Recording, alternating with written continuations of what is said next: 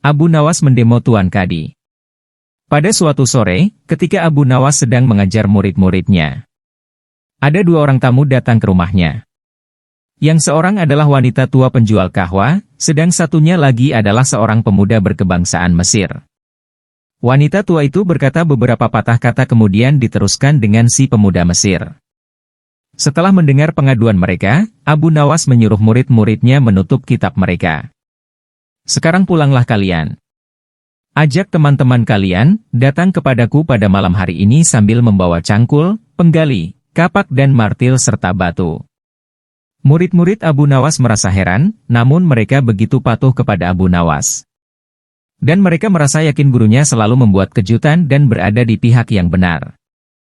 Pada malam harinya mereka datang ke rumah Abu Nawas dengan membawa peralatan yang diminta oleh Abu Nawas. Berkata Abu Nawas, "Hai kalian semua, pergilah malam hari ini untuk merusak rumah Tuan Kadi yang baru jadi." "Hah? Merusak rumah Tuan Kadi?" guman semua muridnya keheranan. "Apa? Kalian jangan ragu. Laksanakan saja perintah gurumu ini," kata Abu Nawas menghapus keraguan murid-muridnya. "Barang siapa yang mencegahmu, jangan kau perdulikan, terus pecahkan saja rumah Tuan Kadi yang baru. Siapa yang bertanya, katakan saja aku yang menyuruh merusak.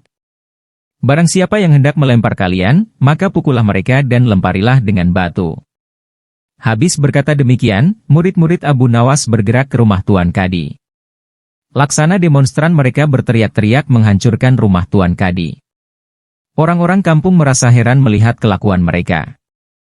Lebih-lebih, ketika tanpa basa-basi lagi mereka langsung merusak rumah Tuan Kadi. Orang-orang kampung itu berusaha mencegah perbuatan mereka, namun karena jumlah murid-murid Abu Nawas terlalu banyak maka orang-orang kampung tak berani mencegah. Melihat banyak orang merusak rumahnya, Tuan Kadi segera keluar dan bertanya, "Siapa yang menyuruh kalian merusak rumahku?" Murid-murid itu menjawab, "Guru kami Tuan Abu Nawas yang menyuruh kami." Habis menjawab begitu mereka bukannya berhenti malah terus menghancurkan rumah Tuan Kadi hingga rumah itu roboh dan rata dengan tanah.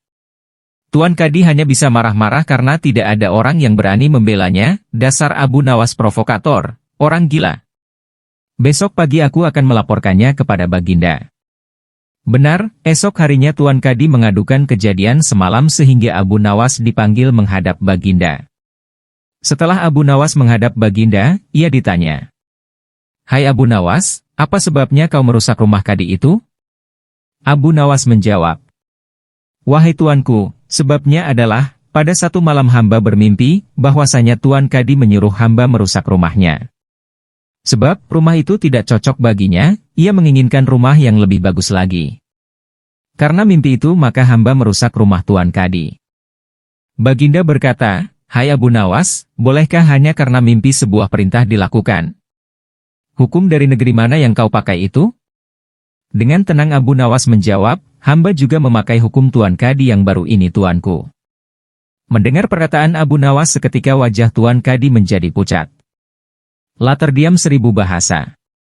"Hai Kadi, benarkah kau mempunyai hukum seperti itu?" tanya Baginda. Tapi Tuan Kadi tiada menjawab, wajahnya nampak pucat, tubuhnya gemetaran karena takut. "Abu Nawas, jangan membuatku pusing. Jelaskan kenapa ada peristiwa seperti ini," perintah Baginda. "Baiklah." Abu Nawas tetap tenang. "Baginda, beberapa hari yang lalu ada seorang pemuda Mesir datang ke negeri Baghdad ini untuk berdagang sambil membawa harta yang banyak sekali. Pada suatu malam ia bermimpi kawin dengan anak Tuan Kadi dengan mahar sekian banyak. Ini hanya mimpi Baginda."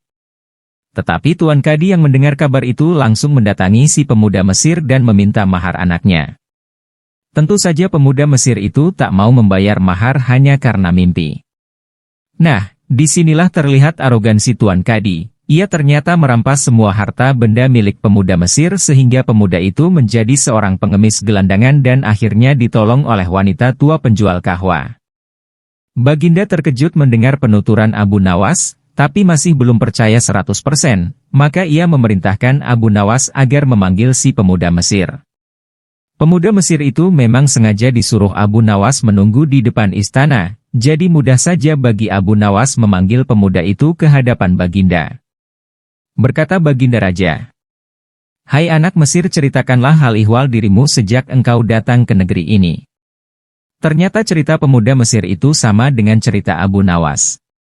Bahkan pemuda itu juga membawa saksi, yaitu Pak Tua pemilik tempat kos dia menginap. Kurang ajar.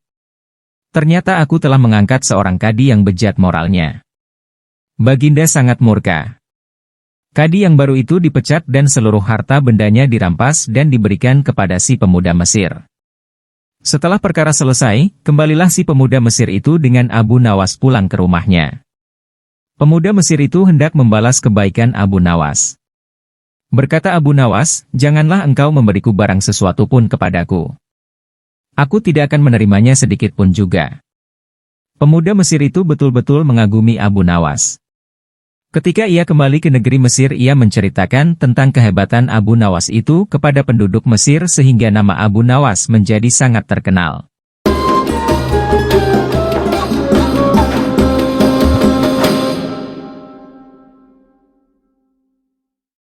Membalas perbuatan raja.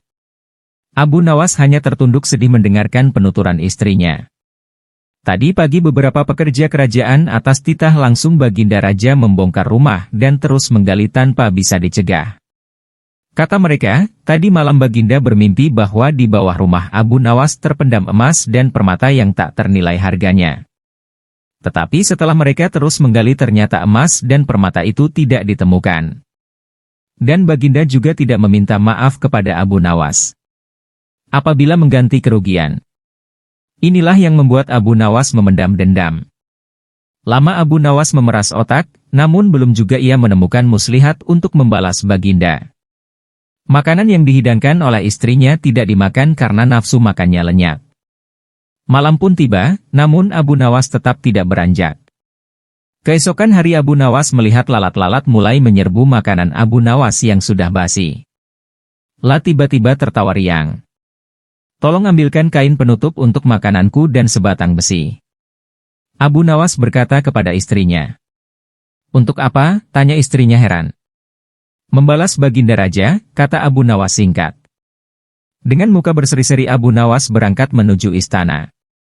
Setiba di istana Abu Nawas membungkuk hormat dan berkata, "Ampun tuanku, hamba menghadap tuanku Baginda hanya untuk mengadukan perlakuan tamu-tamu yang tidak diundang. Mereka memasuki rumah hamba tanpa izin dari hamba dan berani memakan makanan hamba."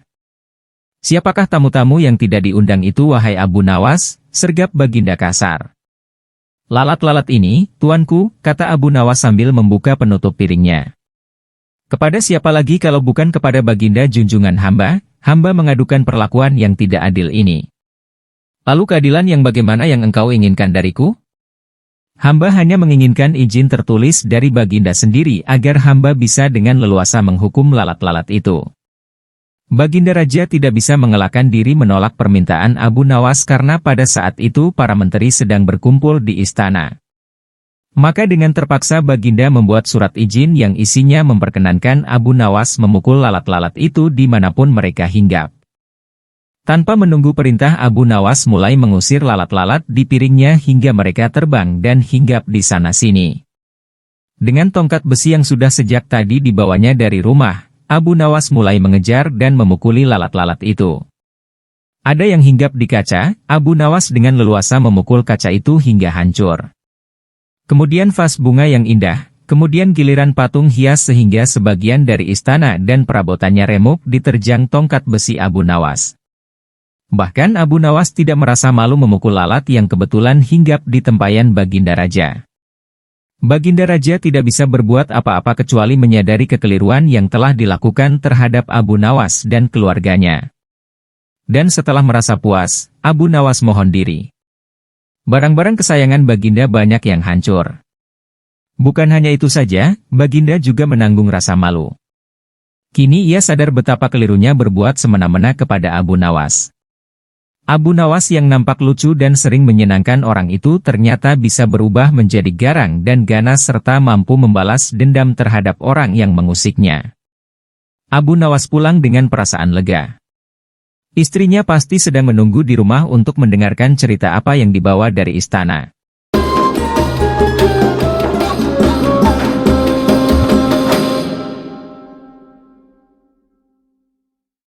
Mengecoh Raja. Sejak peristiwa penghancuran barang-barang di istana oleh Abu Nawas yang dilegalisir oleh Baginda, sejak saat itu pula Baginda ingin menangkap Abu Nawas untuk dijebloskan ke penjara.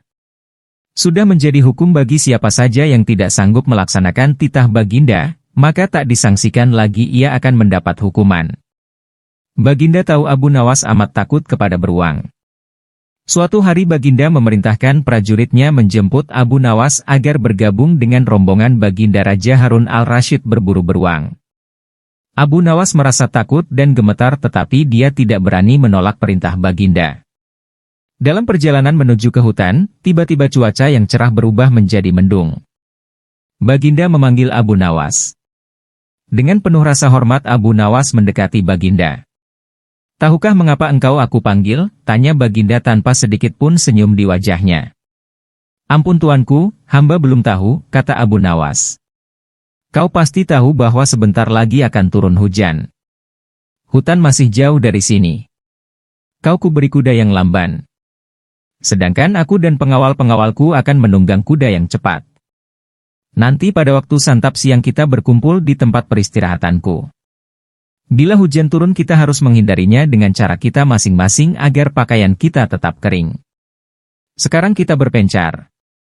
Baginda menjelaskan. Kemudian Baginda dan rombongan mulai bergerak. Abu Nawas kini tahu Baginda akan menjebaknya. Dia harus mencari akal.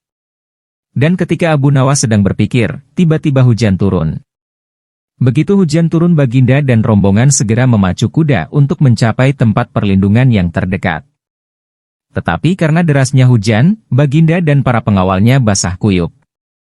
Ketika santap siang tiba Baginda segera menuju tempat peristirahatan. Belum sempat baju Baginda dan para pengawalnya kering, Abu Nawas datang dengan menunggang kuda yang lamban. Baginda dan para pengawal terperangah karena baju Abu Nawas tidak basah. Padahal dengan kuda yang paling cepat pun tidak bisa mencapai tempat berlindung yang paling dekat. Pada hari kedua Abu Nawas diberi kuda yang cepat yang kemarin ditunggangi Baginda Raja. Kini Baginda dan para pengawal-pengawalnya mengendarai kuda-kuda yang lamban. Setelah Abu Nawas dan rombongan kerajaan berpencar, hujan pun turun seperti kemarin. Malah hujan hari ini lebih deras daripada kemarin. Baginda dan pengawalnya langsung basah kuyup karena kuda yang ditunggangi tidak bisa berlari dengan kencang. Ketika saat bersantap siang tiba, Abu Nawas tiba di tempat peristirahatan lebih dahulu dari Baginda dan pengawalnya. Abu Nawas menunggu Baginda Raja.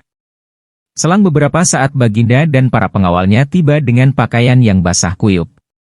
Melihat Abu Nawas dengan pakaian yang tetap kering Baginda jadi penasaran. Beliau tidak sanggup lagi menahan keingintahuan yang selama ini disembunyikan. "Terus terang bagaimana caranya menghindari hujan, wahai Abu Nawas?" tanya Baginda. "Mudah tuanku yang mulia," kata Abu Nawas sambil tersenyum. "Sedangkan aku dengan kuda yang cepat tidak sanggup mencapai tempat berteduh terdekat, apalagi dengan kuda yang lamban ini," kata Baginda. "Hamba sebenarnya tidak melarikan diri dari hujan, tetapi begitu hujan turun hamba secepat mungkin melepas pakaian hamba dan segera melipatnya, lalu mendudukinya. Ini hamba lakukan sampai hujan berhenti." Diam-diam Baginda Raja mengakui kecerdikan Abu Nawas.